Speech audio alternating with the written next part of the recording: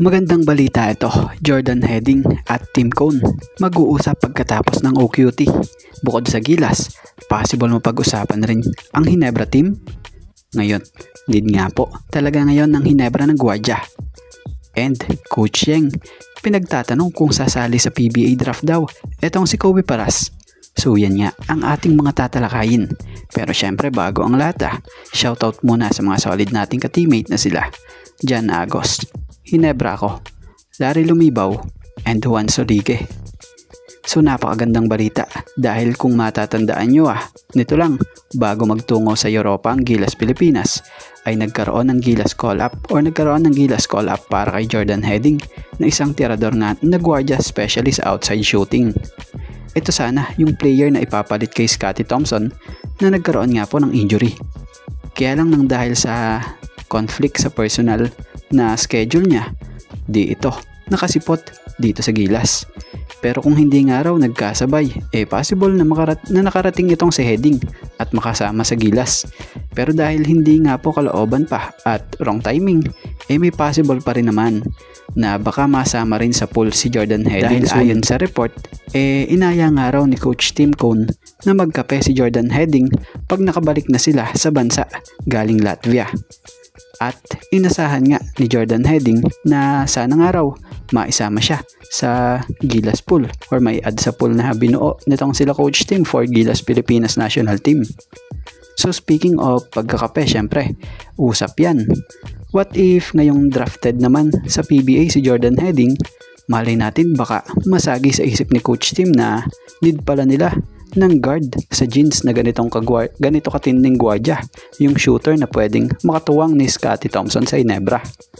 So pwede makuha ito sa pamamagitan ng trade dahil nasa terra firma ang rights na ito So ito lang naman opinion natin dahil kahit sino naman sigurong coach pag nakita ang laro talaga nito pagkakainteresan nito kunin, diba? At mapunta naman tayo rito sa sumunod nating topic ayon sa naging post nitong si Inside of the PBA na kung saan nakasaad nga rito na breaking, Coach Yeng interesado madraft si Kobe Paras sa Rain or Shine.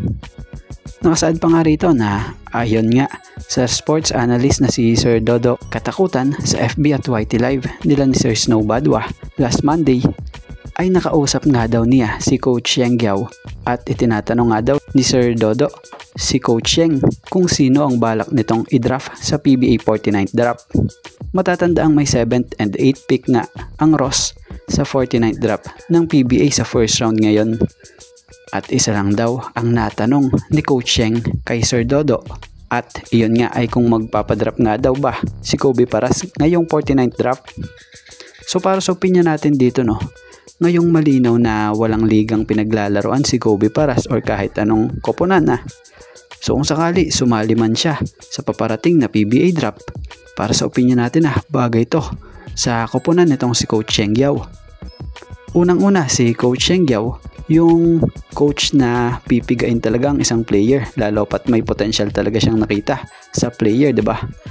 Maganda rin kung dumating ang araw na makoach ito ni Coach Yeng dahil may chance or possible na mapalabas or mapabalik nitong si Coach Yeng yung totoong laro talaga nitong si Kobe Paras.